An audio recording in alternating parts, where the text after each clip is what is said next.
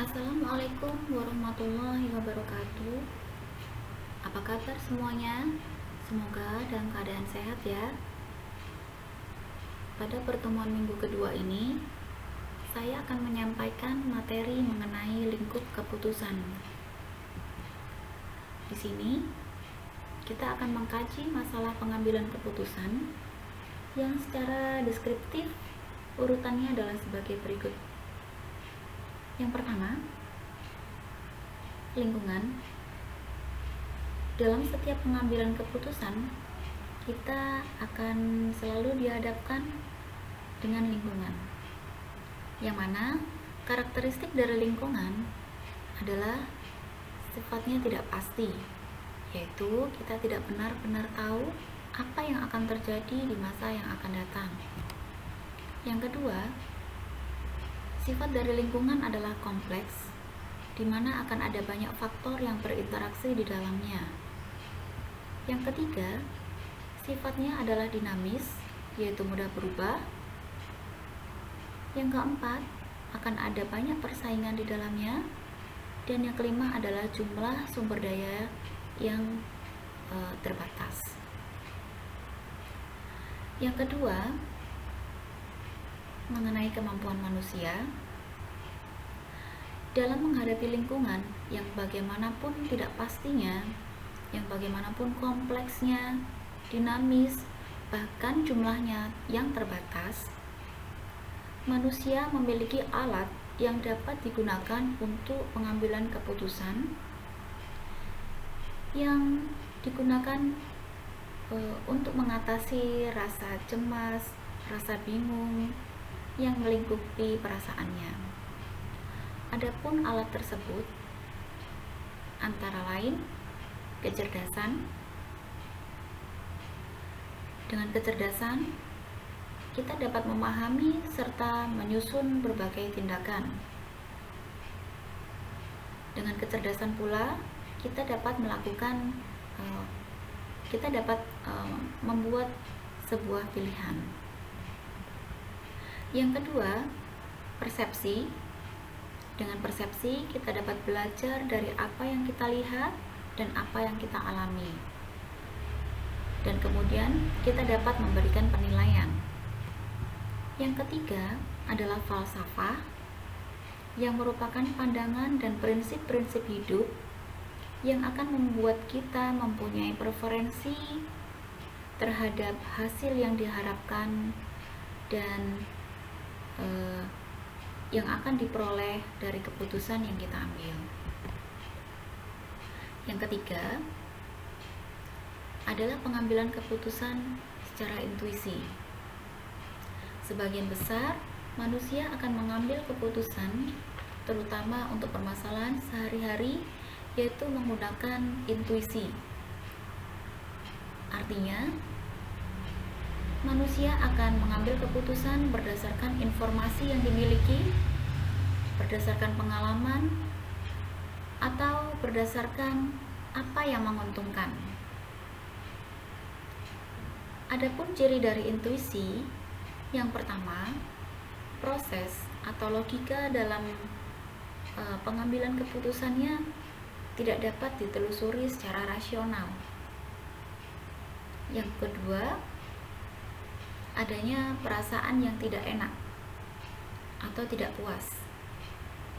Yang ketiga, ada perasaan kurang yakin dengan keputusan yang telah dibuat.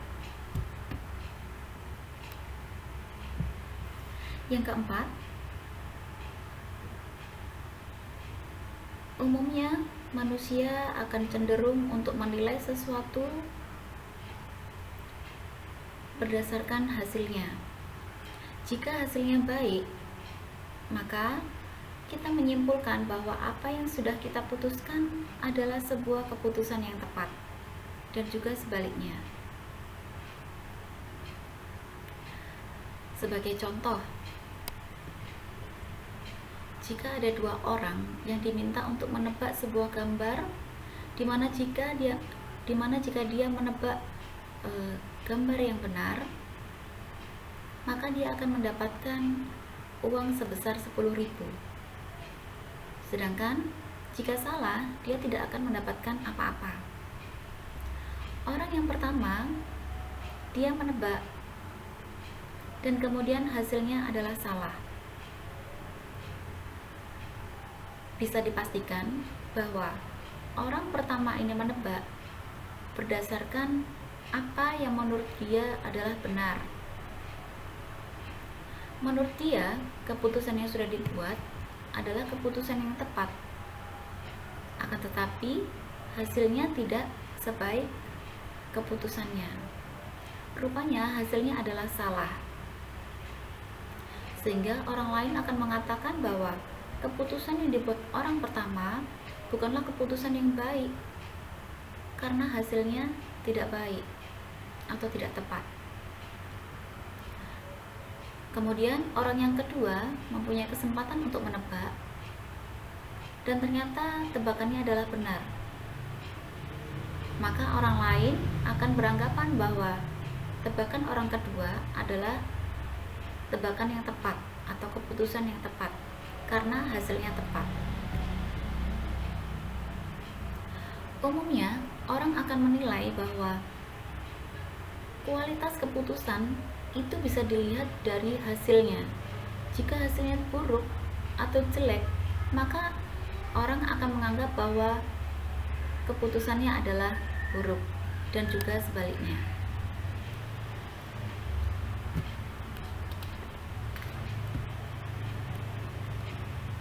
Lalu, bagaimana kita bisa yakin bahwa hasil yang kita dapatkan merupakan hasil yang baik?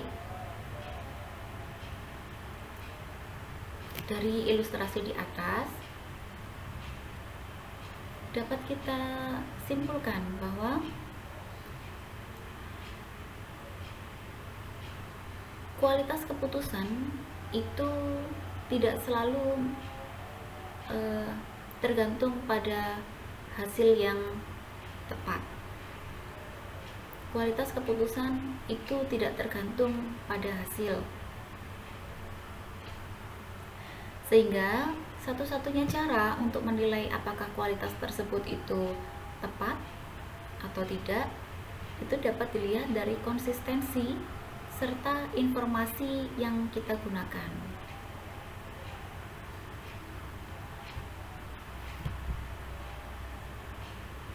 Jelas, kita pasti mengharapkan hasil yang baik, hasil yang tepat. Padahal kita tahu bahwa hasil itu bukan merupakan sesuatu yang kita mampu untuk mengendalikannya. Jadi hasil itu bukan sesuatu yang ranah kita. Hasil bukan ranah kita. Nah, berangkat dari pemikiran ini, maka kita harus tahu bagaimana cara mendapatkan pengendalian yang maksimal, yaitu dengan cara menggunakan analisa keputusan. Nah, kurang lebih diagram dari proses pengambilan keputusan secara intuisi adalah sebagai berikut. Berawal dari lingkungan, kemudian kita menggunakan 3 alat yang kita miliki, yaitu berupa kecerdasan, persepsi, falsafah. Kemudian kita bisa membuat pilihan berdasarkan preferensi dan diharapkan mendapatkan hasil yang terbaik.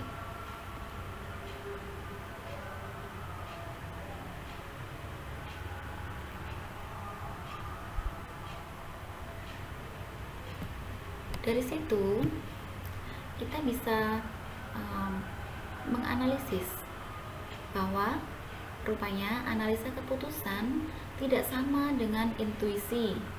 Mengapa? Karena dengan analisa keputusan kita akan melibatkan 3 alat yang kita miliki untuk menentukan pilihan, untuk mengkolek informasi sebanyak-banyaknya, dan juga memilih keputusan berdasarkan preferensi. Sedangkan keputusan secara intuisi kita lakukan dengan cara